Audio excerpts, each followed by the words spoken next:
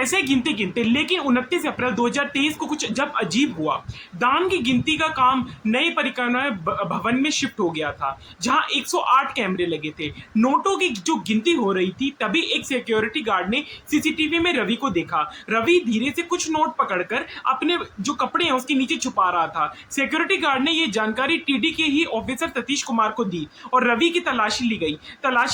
ली गई तो उसमें रवि के पास $900 मिले।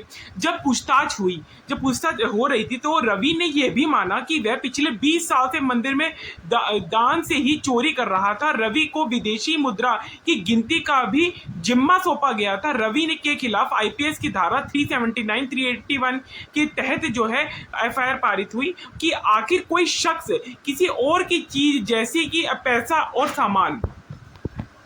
पैसे और सामान बिना किसी इजाजत की चुरा ले और इसका इरादा उस चीज को रखने का हो तो वह चोरी का गुनाह है। धारा 381 तब लागू होती है जब कोई नौकर या कर्मचारी अपने मालिक जहां यहां काम करता हो वहां से चोरी करता हो। 2023 से बढ़कर 140 करोड़ रुपए हो गई और ये मामला दर्ज हुआ, लेकिन कुछ ही दिनों के बाद में एक अजीब वाकया हुआ। 19 मई 2023 को रवि कुमार और उनकी पत्नी ने अपनी 7 संपत्तियों टीडी को दान कर दी और उन्होंने उसे अपनी भक्ति और पश्चाताप का प्रतीक बताया। टीडी के तत्कालीन चेयरमैन वीएफ सबरेड्डी ने इस दान को स्वीकार भी किया।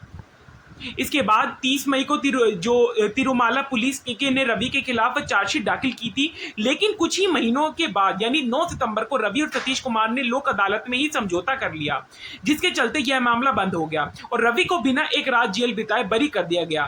204 में अब जब चंद्रबाबू नायडू की तेलुगु देशम पार्टी ने आंध्र प्रदेश की चंद्रबाबू नायडू ने जब जुड़े कई मामलों पर सवाल उठने लगे। इनमें तिरुपति लड्डू में मिलावट के आरोप भी शामिल थे। लड्डू की मिलावट की घटना के बाद मंदिर से जुड़े और भी जो केसेस थे वो खुलने लगे। रवि कुमार का भी मामला सामने आया। इस मामले ने नए सिरे से जांच शुरू करी। जब जांच शुरू हुई तो सतीश कुमार ने दावा किया कि उन्होंने पुलिस के भारी दबाव में समझौता किया था। इतना सब होने के बाद तिरुपति के पत्रकार एवं श्रीनिवास थे जो राव ने आंध्र प्रदेश हाईकोर्ट में एक याचिका दायर की। याचिका में लोक अदालत के एक फैसले को चुनौती दी गई।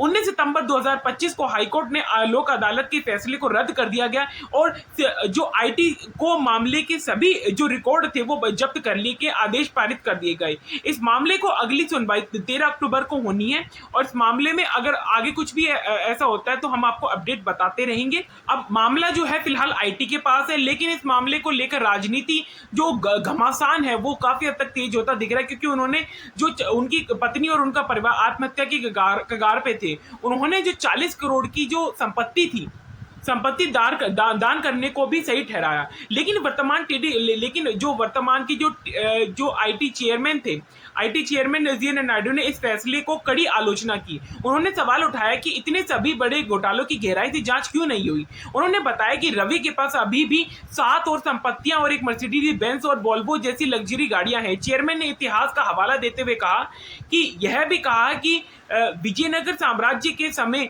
में मंदिर में चोरी करने वाले को मृत्यु दंड दिया जाता है, वो आज इस मामले के बिल्कुल उलट कैसे हो गया।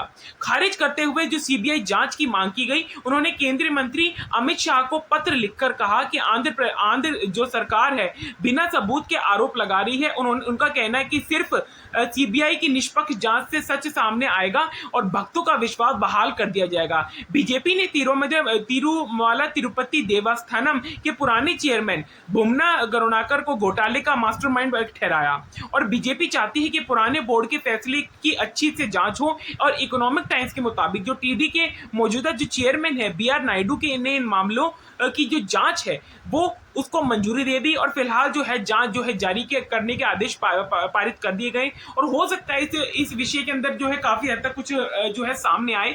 हमारे चैनल द खबर माइक को सब्सक्राइब और लाइक जरूर कर देना, क्योंकि हम ऐसी और वीडियो लेके आते रहते हैं जो आपको हर एक जो बिल्कुल फैक्ट्स बताती रहती है। न्यूज के अंदर तक की खबरें खबर माइक पे सुनते रहिए, देखते रहिए। सब्सक्राइब करें अगर आपको वीडियो पसंद आई हो, लाइक करें और शेयर भी कर दें अगर फेसबुक पे अगर आपकी इच्छा हो तो।